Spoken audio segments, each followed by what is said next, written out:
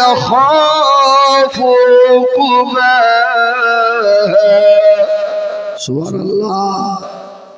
আমি তেলাওয়াত করলাম, আপনারা শুনলেন, এক একটা হরফে 10টা করে নেকি পেলেন।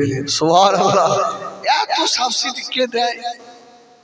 আমি বললাম আমি পেলাম, আপনারা শুনলেন, আপনারা পেলেন। রাসূল এই আশ্চর্য জিনিস শোনাবো। রাসূলুল্লাহ কোরআন শরীফ পড়ছেন, জিন এসে দাঁড়িয়ে, জিন, এই জিনদের কথা কোরআন শরীফে আছে না? আমি হিজবুল্লাহ ওয়াজ করছি সাকদা গাজীপাড়া, তাই তো মোল্লাপাড়া, এই আশপাশ তো জঙ্গল, এখানে জেন নেই? জেন আছে না? হ্যাঁ আছে। জিনদের কথা কোরআনে আছে। কুল উহিয়া ইলাইয়া আন্নাহু ইসতামা'a নাফরুম মিনাল জিন ফাকালু ইন্না সামি'না কুরআনান আজাবা। জিনদের এসে রাসূলুল্লাহ কোরআন তেলাওয়াত শুনে বলছে আজীব তেলাওয়াত। জোরে বলুন সুবহানাল্লাহ। এই জিনটা লম্বা কত বড় জানেন? প্রায় 16.5 কিলো লম্বা। জোরে বলুন সুবহানাল্লাহ। এই এখান থেকে মোটামুটি তাল তোলা যাবে। সুবহানাল্লাহ সুবহানাল্লাহ। তাও নবী বলছে তুই এত লম্বা কেন? বলছে হুজুর আমি তো মধ্যম আকারের, আমার থেকেও লম্বা আছে একটা জিন এত লম্বা। বলছে কি খবর? বলছে আপনার এই কোরআন তেলাওয়াত শুনে এসেছি, ইয়া রাসূলুল্লাহ ঈমান এনে মুসলমান হব।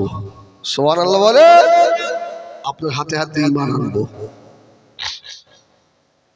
রাসূল বললেন একটু ছোট হও তো, এত লম্বা, আমার তো আরো যুগ দেখতে হবে। আল্লাহ নবী আল্লাহ পাকের দরবারে দোয়া চাইলেন, আল্লাহ পাক একটু ছোট করে দেন। আল্লাহ তরফ থেকে আওয়াজ হয়ে গেল, ইয়া মা হাবিবি রে, আমি আল্লাহ আপনার সাদাত আঙুলের কত পাওয়ার দিয়েছি। সুবহানাল্লাহ। আমার হাবিব আপনি তো জানলে আমি কুবাসের উপরে দাঁড়িয়ে শুধু সাদাত আঙুল বাড়িয়েছিলেন, আমি আল্লাহ সাক্কাল কামাল করে দিয়েছিলাম। আমার হাবিব আপনার সাদাত আঙুলের এত মর্যাদা, শুধু একবার আঙুলটা পাকা করে নবী আমার জিনের দিকে তাকিয়ে আঙুলটা আস্তে আস্তে পাকা করছেন। জিনটা 9 হাত লম্বা এসে গেল। জোরে বলুন সুবহানাল্লাহ। বলছে এই খবর কি বল? জিনদেরও শুনবেন। রাসূলুল্লাহ জিহাদের ময়দানে ফিরছে, এক মিনিট বলে দিই তো, ওখানে একটা কুয়া আছে, তো রাসূল বলছে ওই জায়গাটা পানির তো সকলের পিপাসা লেগে গেছে, আর ওই কুয়া, বলছে ইয়া রাসূলুল্লাহ ওখানে যাওয়া যাবে না। এই ওই কুয়ার ধারে সুলাইমান নবীর সঙ্গে জিনদের একবার যুদ্ধ হয়েছিল।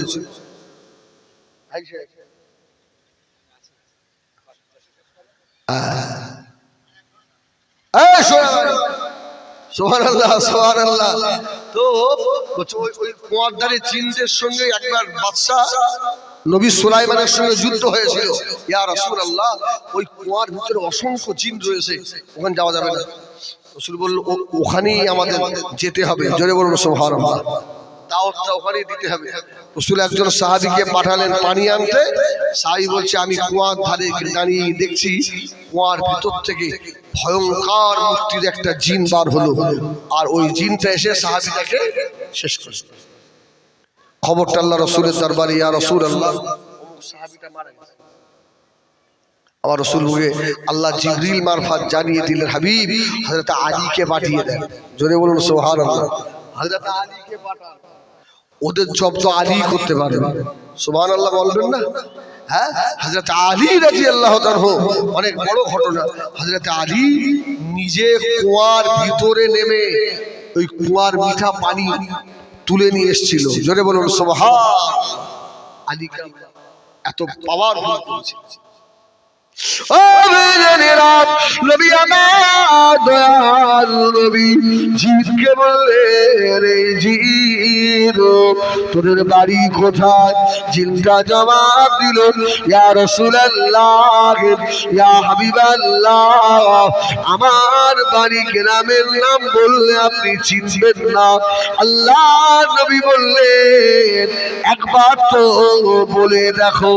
সুবহানাল্লাহ বলে,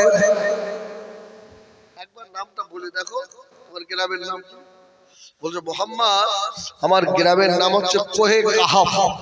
কি গ্রাম? কোহে কাহাফ। ও মেয়েরা, নবী আমার জবাব দিয়েছিলেন, এই জিন কোহে কাহাফ থেকে 3 মাসের রাস্তা, একটা কুয়া রয়েছে, ওই কুয়াটা কি চেনো? জোরে বলুন সুবহানাল্লাহ। জিন মাথায় হাত দিয়ে বলছে, ইয়া রাসূলুল্লাহ, আমি ভাবলাম হয়তো আমার গ্রামই আপনি চেনেন, কিন্তু আমাদের কোহে কাহাফ থেকে আবার 3 দিনের রাস্তা থেকে একটা কুয়া রয়েছে, সে খবরটাও আপনি রাখেন? জোরে বলবেন না সুবহানাল্লাহ। নবী বললেন, বাবা, আল্লাহ তার হাবিবকে জানায়, তার হাবিব জানে।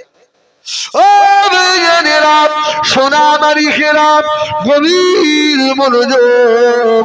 আল্লাহ নবী বললেন, জিন ও কোহে কাহাফ থেকে 3 দিনের রাস্তা যে কুয়া, ওই কুয়ার সন্ধান এনে দিতে পারো।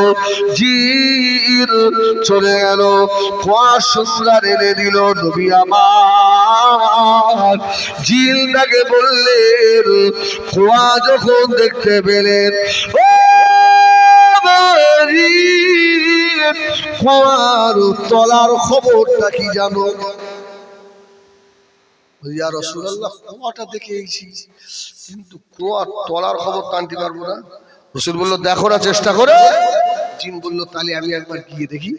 3 দিন 3 রাত ওই কুয়ার ভিতরে জিন ঢুকছে। তারপরে উঠে এসে বলছে, ইয়া রাসূলুল্লাহ, আমি ওই কুয়ার তলায় খুঁজে পাই ভাই। সুবহানাল্লাহ বলো। এই শুধু আমাদের কত দাম দেখেন।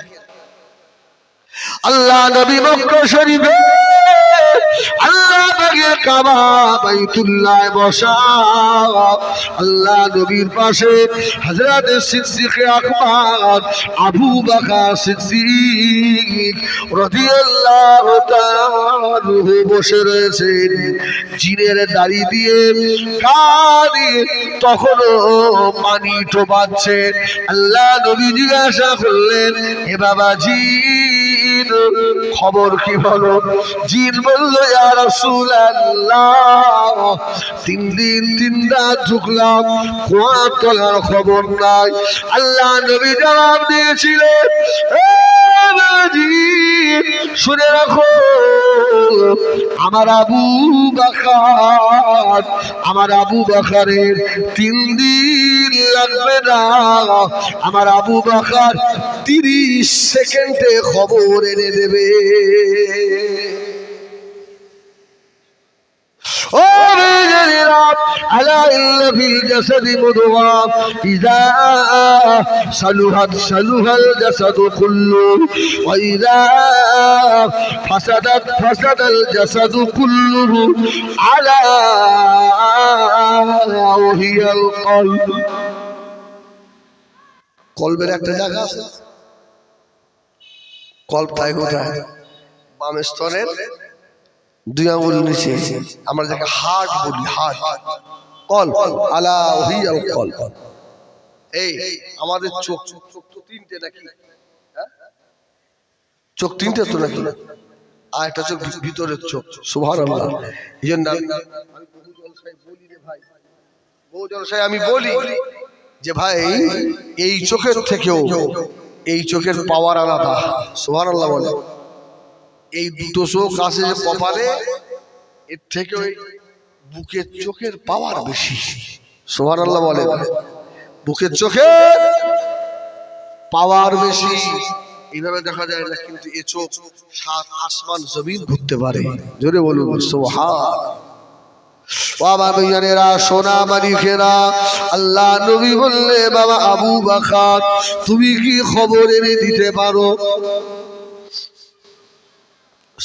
আবু বকর বলল, ইয়া রাসূলুল্লাহ, দোয়া করো। ও ভাইজানেরা, এই যে মাইক লাইট চলছে বাবা, এর একটা আর্থিক আছে না নাই? আর্থিক না করলে চলবে বড় ভাই? চলবে না। আর্থিকে পানি দিলে ভোল্টেজ বাড়ে না কমে? বেড়ে যায়। আল্লাহ নবী আবু বকরকে নিয়ে পাশে বসে আবু বকরকে বললেন, বাবাজি আমি রাসূলুল্লাহ হাঁটুর সঙ্গে একটু হাঁটুটা ঠেকাও।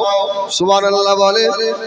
রসুল আমার আর্থিক দিয়ে দিচ্ছেন, জোরে বলুন সুবহান। হযরত আবু বকর বললেন,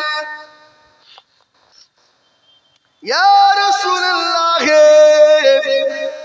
ইয়া হাবিবাল্লাহ, আমি আবু বকর আপনার হাঁটুতে হাঁটু ঠেকাবো না, আল্লাহ দরবারে জবাব দিতে পারবো না। ইয়া রাসূলুল্লাহ, ইয়া হাবিবাল্লাহ, বেয়াদবি মাফ করুন। আল্লাহ নবী বললে, বাবাজি আবু বকর মাথাটা তাহলে আগিয়ে দাও। সুবহানাল্লাহ বলেন। আল্লাহ নবী আবু বকরের মাথার উপরে এইভাবে হাত রাখলেন। ও বাবা আবু বকর রে, কুয়ার তলার খবর 3 দিন গিয়ে জিন আনতে পারিনি। আল্লাহ আমার উম্মতের কত পাওয়ার দিয়েছে।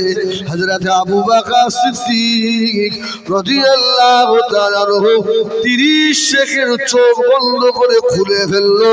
ইয়া রাসূলুল্লাহ, ইয়া হাবিবাল্লাহ, কুয়ার তলার খবর আমার রাসূলুল্লাহর আর্থিকের খাতিরে পেয়ে গেছি। খুব খারাপ লাগলো নাকি? বল আলহামদুলিল্লাহ।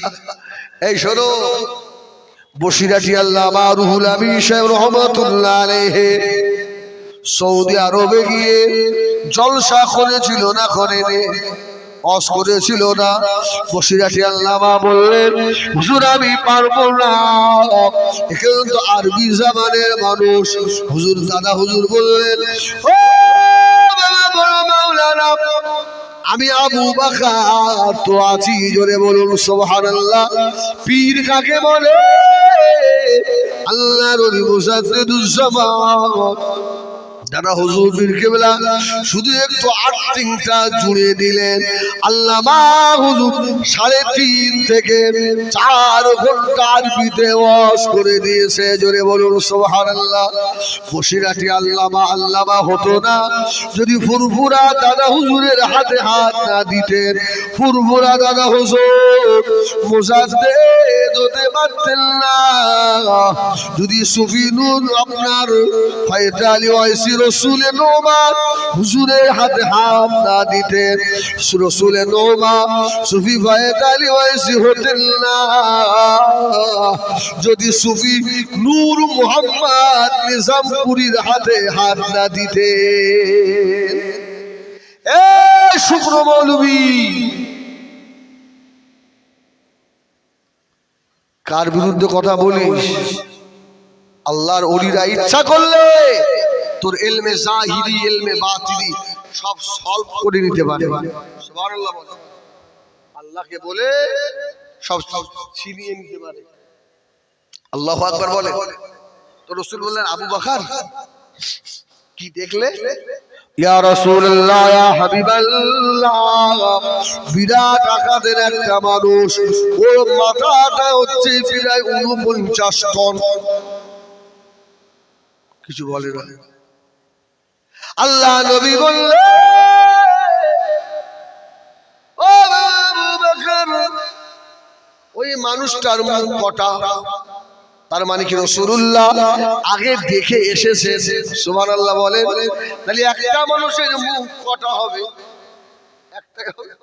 রাসূল জিজ্ঞেস করছে, আবু বকর ওর মুখ কটা? তার মানে কি ওই ইলম নবীর কাছে আসে, তাই নবী জিজ্ঞেস করছে। সুবহানাল্লাহ বলেন, সুবহানাল্লাহ। আবু বকর বলল, ইয়া রাসূলুল্লাহ, ইয়া হাবিবাল্লাহ, ও 4টে মুখ। আল্লাহ নবী বললেন মুখে কিছু লেখা আছে নাকি? হযরত আবু বকর বললেন আমি দেখলাম ওরা কপালে লেখা আছে মুহাম্মাদুর রাসূলুল্লাহ। ও আবু বকর আর কিছু দেখলে বাবা? ইয়া রাসূলুল্লাহ ইয়া হাবিবাল্লাহ, ওর যে চারটে মুখ, প্রথম মুখে মিম, তারপরে হা, তারপরের মুখে মিম, তারপরের মুখে দাল, মিম হে মিম দাল মুহাম্মদ সাল্লাল্লাহু আলাইহি ওয়াসাল্লাম লেখা। আল্লাহ নবী বললেন ওই পানির তলায়, কুয়ার তলায় কি খায় জানো আবু বকর? হযরত আবু বকর বললেন ইয়া রাসূলুল্লাহ, আপনার নামের ওসিলায় মিঠা পানির ঝরনা পান করে। জির সম্মুখে বসে অবাক হয়ে গেল। আল্লাহ নবী বললেন জির আমার উম্মত উম্মতির আল্লাহ পাক এত পাওয়ার বাড়িয়ে দিয়েছে। দরুদ শরীফ আল্লাহুম্মা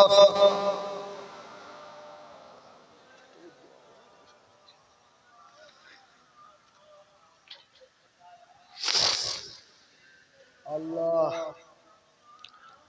একবার তাকবীর দেবেন, শেষ তাকবীর নারায়ে তাকবীর। আরে আজকে আমার জলসা শেষ তাকবীর নারায়ে তাকবীর। আমার ভাইরা 8টা বাজতে গেল, আবার আমাদের রবিউলের বাড়ি খাওয়া দাওয়া, তো একসঙ্গে অলনসিয়ত করি, হয়তো সালাম কালাম করবে না, ওর বাড়ি ওটা যেতে হবে। হ্যাঁ আমার ছোট ভাই, যাই হোক আমি যে 2 ঘন্টার কাছে বেড়ায় বক্তব্য রাখলাম, কেউ দুঃখ পেয়েছে? আর দুঃখ পেলেও কি, আমার তো ক্ষমা করে দিতেই হবে, আমি তোমাদের ভাই, রাগ রাখলে তো হবে না, ক্ষমা তোমার করতেই হবে। আল্লাহু আকবার। আল্লাহ আমাদের সকলকে যেন ঈমানের সঙ্গে মওত দেন, বলেন আল্লাহুম্মা আমিন, আল্লাহুম্মা আমিন। আমি একটু ছোট্ট করে দোয়া করব, আপনারা সম্মতি দেন তালি করি না শেষ করি, আর আপনারা আমার জন্য করবেন দোয়া। হ্যাঁ আল্লাহ আল্লাহ কালমা শরীফ, দুরূদ শরীফ, কোরআন শরীফ। অল্প সময় আমি গুনাহগার, অসুস্থ অবস্থা, আল্লাহ যা কিছু আলোচনা করেছি আল্লাহ যদি ত্রুটি হয়ে যায় ক্ষমা করে দাও আল্লাহ, রহমত করে সব দেন আল্লাহ। আমার নবী মুবারক পৌঁছে तमाम नबीन सिद्दीकीन शुहदा सालिहीन 4 तरीकार पीर 4 जो इमाम मुजद्दिद ज़मान हुजूर पास कुलियार टुकड़ा बसिरत अल्लाह मानो खास करे आमार पीर अल्लामा करीमुल्लाह हुजूर रहमतुल्लाह अलैहि रुहबा अल्लाह आमार हुजूर रूहानी तो आमादेर सकलके नसीब करें अल्लाह। আমরা গুনাহগার, নীলজ্জের মতো হাত তুলেছি আল্লাহ, আল্লাহ আমরা নীলজ্জের মতো হাত তুলেছি আল্লাহ। আপনি যদি আমাদের গুনার দিকে তাকান আপনার গুসা হতে পারে আল্লাহ, আমাদের চোখের দিকে তাকিয়ে আমাদের জীবনের গুনাহ মাফ করে দেন আল্লাহ। কিচ্ছু চাইনি আল্লাহ, আমাদের মূল্যবান ঈমানটুকু হেফাজত করবেন আল্লাহ। আল্লাহ মওতের সময় একবার কলেমায়ে তাইয়্যিবা লা ইলাহা ইল্লাল্লাহ মুহাম্মাদুর রাসূলুল্লাহ নসিব করে দেবেন আল্লাহ। আমাদের বিবি বাচ্চাদের হায়াত দেন আল্লাহ, আমাদের ফ্যামিলি যারা বেনামাজি আল্লাহ নামাজি করে দেন আল্লাহ। শেষ দোয়া করি আল্লাহ, আমাদের সকলকে একবার আপনার হাবিবের দেখাবেন না আল্লাহ, আল্লাহ একবার আপনার হাবিবের আল্লাহ, আপনার হাবিবের জিয়ারত আমাদের নসিব করতে আল্লাহ। আমরা যে যা পেরেশানি সে মুসিবতে আছে আল্লাহ আপনি হেফাজত করেন আল্লাহ। সুবহান রাব্বিকা রাব্বিল ইজ্জাতি আম্মা ইয়াসিফুন ওয়া সালামুন আলাল মুরসালিন ওয়ালহামদুলিল্লাহি রাব্বিল আলামিন। واجعل آخر كلامنا عند الموت فحق لا إله أرزر لا إله لا إله إلا الله محمد رسول الله. السلام عليكم ورحمة الله. এখন আজান হবে, 10 মিনিটের মধ্যে জামাত শুরু হবে ইনশাল্লাহ। যাদের অজু নাই আপনারা অজু করে মসজিদের ভিতরে চলে যান। সাইফুল্লাহ ভাইজান প্রায় তার কাছাকাছি এসে গিয়েছে। যথারীতি সময় মতো 8:30টার মধ্যে ইনশাল্লাহ আমরা তোলার চেষ্টা করবো স্টেজে। তো আপনারা খুব তাড়াতাড়ি অজু করে মসজিদে চলে আসেন।